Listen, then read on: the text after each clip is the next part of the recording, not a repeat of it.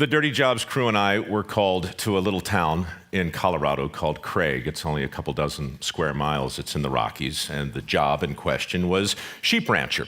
My role on the show, for those of you who haven't seen it, it's pretty simple. I'm an apprentice, and I work with the people who actually do the jobs in question, and my responsibilities are to simply try and keep up and give an honest account of what it's like to be these people for one day in their life. Job in question, herding sheep. Great. We go to Craig, and we check into a hotel, and I realize the next day that castration is going to be an absolute part of this work. So normally I never do any research at all, but this is a touchy subject, and I work for the Discovery Channel, and we want to portray accurately whatever it is we do, and we certainly want to do it with a lot of respect for the animals. So I call the Humane Society and I say, look, I'm going to be castrating some lambs. Can you tell me the deal?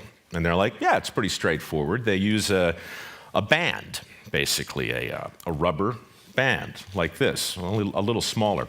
This one was actually around the playing cards I got yesterday, but it had a certain familiarity to it. And I said, well, what exactly is the process? And they said the band is applied to the tail tightly, and then another band is applied to the scrotum tightly. Blood flow is slowly retarded. A week later, the parts in question fall off. Great, got it. Okay, I call the SPCA to confirm this. They confirm it. I also call PETA, just for fun, and they don't like it, but they confirm it. Okay, that's basically how you do it. So the next day I go out and I'm given a horse and we go get the lambs and we take them to a pen that we built and we go about the business of animal husbandry. Melanie is the wife of Albert. Albert's the shepherd in question. Melanie picks up the lamb, one hand on both legs on the right, likewise on the left. Lamb goes on the post, she opens it up. All right, great. Albert goes in. I follow Albert, the crew's around. I always watch the process done the first time before I try it. Being an apprentice, you do that. Albert reaches in his pocket to pull out, this black rubber band, but what comes out instead is a knife. And I'm like, that's not rubber at all, and he kind of flicked it open in a way that caught the sun that was just coming over the Rockies. It was very, it was impressive. In the space of about 2 seconds, Albert had the knife between the cartilage of the tail right next to the butt of the lamb, and very quickly the tail was gone and in the bucket that I was holding. A second later, with a big thumb and a well-calloused forefinger, he had the scrotum firmly in his grasp, and he pulled it toward him like so, and he took the knife, and he put it on the tip. Now, you think you know what's coming, Michael. You don't. Okay. He snips it, throws the tip over his shoulder, and then grabs the scrotum and pushes it upward, and then his head dips down, obscuring my view. But what I hear is a slurping sound and a noise that sounds like Velcro being yanked off a sticky wall, and I'm not even kidding.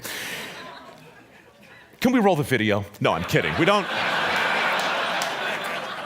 I thought it best to talk in pictures. So I do something now I've never, ever done on a Dirty Job shoot, ever. I say, time out, stop. You guys know the show, we use take one. We don't do take two. There is no writing, there's no scripting, there's no nonsense. We don't fool around, we don't rehearse. We shoot what we get. I said, stop. This is nuts. I mean, you know what I'm saying? This is crazy. We can't do this, and Albert's like, what? And I'm like, I don't know what just happened, but there are testicles in this bucket, and that's not how we do it. He said, well, that's how we do it. And I said, why would you do it this way? And before I even let him explain, I said, I want to do it the right way with the rubber bands. And he says, like the Humane Society? And I said, yes, like the Humane Society. Let's do something that doesn't make the lamb squeal and bleed. We're on in 5 continents, dude. We're on twice a day on the Discovery. We can't do this. He says, okay. He goes to his box and he pulls out a bag of these little rubber bands. Melanie picks up another lamb, puts it on the post. Band goes on the tail, band goes on the scrotum. Lamb goes on the ground. Lamb takes 2 steps, falls down. Gets up, shakes a little, takes another couple steps, falls down. I'm like, this is not a good sign for this lamb at all. Gets up, walks to the corner. It's quivering, and it lies down, and it's in obvious distress. And I'm looking at the lamb, and I say, Albert, how long? Just, when's he get up? He's like, a day. I said, day? How long does it take him to fall off? A week. Meanwhile, the lamb that he had just did his little procedure on He's just prancing around, bleeding stopped. He's, nibbling on some grass, frolicking. And I was just so blown away at how completely wrong I was in that second. And I was reminded how utterly wrong I am so much of the time. And I was especially reminded of what a ridiculously short straw I had that day, because now I had to do what Albert had just done, and there are like 100 of these lambs in the pen. And suddenly this whole thing's starting to feel like a German porno, and I'm like... Melanie picks up the lamb, puts it on the post, opens it up. Albert hands me the knife. I go in, tail comes off. I go in, I grab the scrotum, tip comes off. Albert instructs, push it way up there. I do. Push it further. I do. The testicles emerge. They look like thumbs coming right at you, right? And he says, bite them. Just bite them off. And I heard him. I heard all the words. Like, how did I get here? How did I get here? It's just one of those moments where the brain goes, off on its own, and suddenly I'm standing there in the Rockies, and all I can think of is the Aristotelian definition of a tragedy.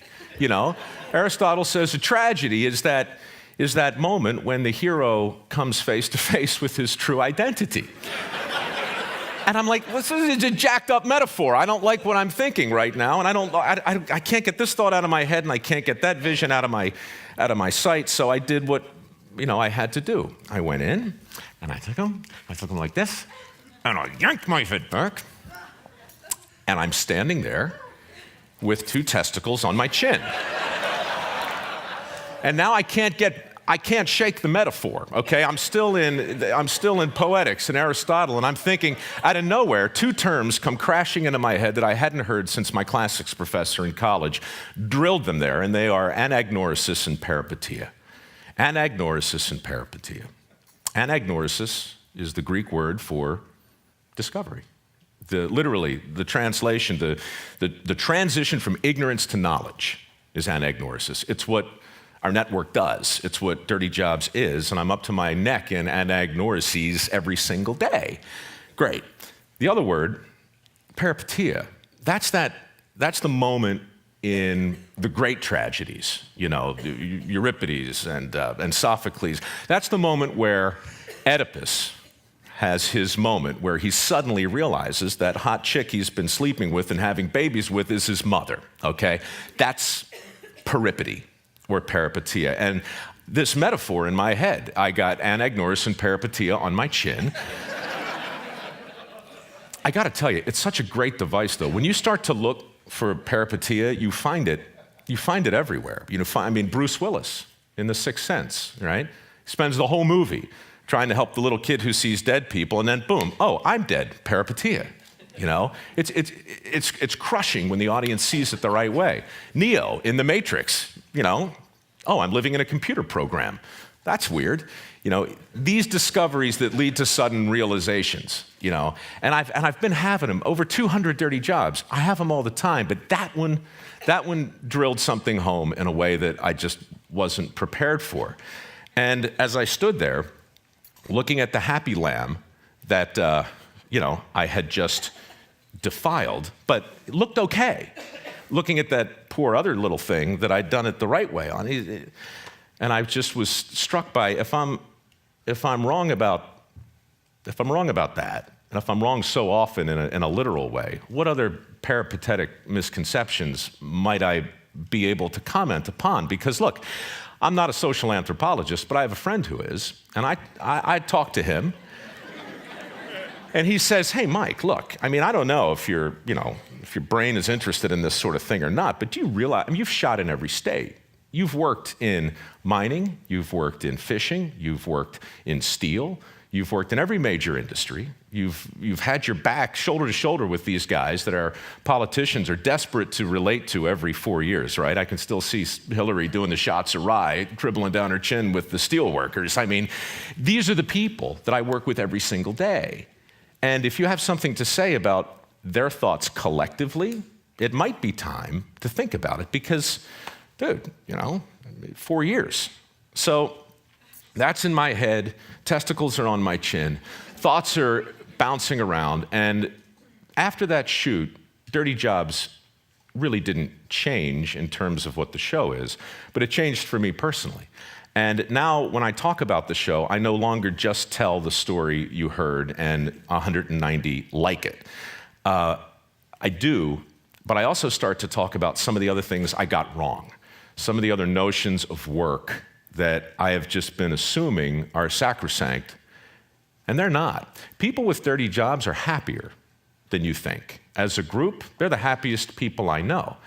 And I don't want to start whistling, look for the union label and all that happy worker crap. I'm just telling you that these are balanced people who do unthinkable work. Roadkill picker-uppers whistle while they work. I swear to God, I did it with them. They've got this amazing sort of symmetry to their life. And I see it over and over and over again. So I started to wonder what would happen if we challenge some of these sacred cows. Follow your passion. We've been talking about it here, for the last 36 hours. Follow your passion. What could possibly be wrong with that? It's probably the worst advice I ever got. Follow your dreams and go broke, right? I mean, that's all I heard growing up. I didn't know what to do with my life, but I was told if you follow your passion, it's going to work out. I can give you 30 examples right now. Bob Combs, the pig farmer in Las Vegas, who collects the uneaten scraps of food from the casinos and feeds them to his swine. Why? Because there's so much protein in the stuff we don't eat. His pigs grow at twice the normal speed, and he is one rich pig farmer, and he is good for the environment, and he spends his days doing this incredible service, and he smells like hell, but God bless him. He's making a great living. You ask him, did you follow your passion here? He'd laugh at you. The guy's he just got offered like $60 million for his farm and turned it down outside of Vegas. He didn't follow his passion. He stepped back and he watched where everybody was going, and he went the other way, And I hear that story over and over. Matt Freund, a dairy farmer in New Canaan, Connecticut, who woke up one day and realized the crap from his cows was worth more than their milk if he could use it to make these biodegradable flower pots. Now he's selling them to Walmart, right? He'd follow his passion. The guy's, come on, So I started to look at passion. I started to look at efficiency versus effectiveness, as Tim talked about earlier. That's a huge distinction. I started to look at teamwork and determination, and basically all those platitudes they call successories that hang with that schmaltzy art in boardrooms around the world right now. That stuff, it's suddenly all been turned on its head. Safety. Safety first is, going back to, OSHA and PETA and the Humane Society. What if OSHA got it wrong? This is heresy, what I'm about to say, but what if it's really safety third, right? No, really, what I mean to say is, I value my safety on these crazy jobs as much as the people that I'm working with, but the ones who really get it done, they're not out there talking about safety first. They know that other things come first. The business of doing the work comes first, the business of getting it done. And, I'll never forget, up in the Bering Sea, I was on a crab boat with the Deadliest Catch guys, which I also work on in the first season. We're about 100 miles off the coast of Russia, 50-foot seas, big waves, green water coming over the wheelhouse, right? Most hazardous environment I'd ever seen, and I was back with a guy lashing the pots down. So I'm 40 feet off the deck, which is like looking down at the top of your shoe, and it's doing this in the ocean. Unspeakably dangerous. I scamper down, I go into the wheelhouse, and I say with some level of, incredulity, Captain, OSHA? And he says, OSHA, ocean. And he points out there, but in that moment, what he said next can't be repeated in the lower 48. It can't be repeated on any factory floor or any construction site. But he looked at me and he said, son, and he's my age, by the way, he calls me son. I love that. He says, son, I'm the captain of a crab boat. My responsibility is not to get you home alive. My responsibility is to get you home rich. You want to get home alive? That's on you. And for the rest of that day, safety first. I was like, so, the idea that we create this sense of complacency when all we do is talk about somebody else's responsibility as though it's our own and vice versa. Anyhow, a whole lot of things. I could talk at length about the many little distinctions we made, and the endless list of ways that I got it wrong. But what it all comes down to is this. I have formed a theory, and I'm going to share it now in my remaining 2 minutes and 30 seconds. It goes like this. We've declared war on work as a society, all of us. It's a civil war. It's a Cold War, really. We didn't set out to do it, and we didn't twist our mustache in some Machiavellian way, but we've done it. And we have waged this war on at least 4 fronts, certainly in Hollywood. The way we portray working people on TV, it's laughable. If there's a plumber, he's 300 pounds and he's got a giant butt crack, admit it. You've seen him all the time. That's what plumbers look like, right? We turn them into heroes, or we turn them into punchlines. That's what TV does. We try hard on dirty jobs not to do that, which is why I do the work and I don't cheat. But we've waged this war on Madison Avenue. I mean, so many of the commercials that come out there in the way of a message, what's really being said? Your life would be better if you could work a little less, if you didn't have to work so hard, if you could get home a little earlier, if you could retire a little faster, if you could punch out a little sooner. It's all in there, over and over again and again. Washington, I can't even begin to talk about the deals and policies in place that affect the bottom line reality of the available jobs, because I don't really know. I just know that that's a front in this war. And right here, guys, Silicon Valley. I mean, how many people have an iPhone on them right now? How many people have their Blackberries on? We're plugged in, we're connected. I would never suggest for a second that something bad has come out of the tech revolution. Good grief, not to this crowd. But I would suggest that innovation without imitation is a complete waste of time. And nobody celebrates imitation the way dirty jobs guys know it has to be done. Your iPhone without those people making the same interface, the same circuitry, the same board over and over, all that, that's what makes it equally as possible as the genius that goes inside of it. So we've got this new toolbox, Our tools today don't look like shovels and picks. They look like the stuff we walk around with. And so the collective effect of all of that has been this marginalization of lots and lots of jobs. And I realized, probably too late in this game, I hope not, because I don't know if I can do 200 more of these things, but we're going to do as many as we can. And to me, the most important thing to know and to really come face to face with is the fact that I got it wrong about a lot of things, not just the testicles on my chin. I got a lot wrong. So we're thinking, by we, I mean me, that the thing to do is to talk about a PR campaign for work. Manual labor, skilled labor. Somebody needs to be out there talking about the forgotten benefits. I'm talking about grandfather stuff, the stuff a lot of us probably grew up with, but we've kind of lost a little. Barack wants to create 2.5 million jobs. The infrastructure is a huge deal. This war on work that I suppose exists has casualties like any other war. The infrastructure is the first one. Declining trade school enrollments are the second one.